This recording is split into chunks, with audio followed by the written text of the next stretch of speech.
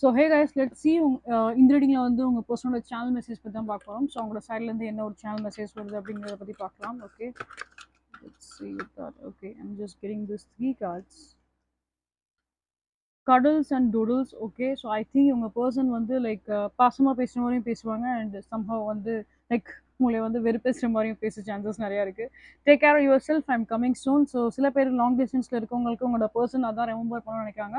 Like உங்களோட ஹெல்த்தையுமே நீங்கள் வந்து டேக் கேர் பண்ணுங்கள், நான் திருப்பி வரேன், நான் கால் பண்ணுறேன் அப்படிங்கிற மாதிரி.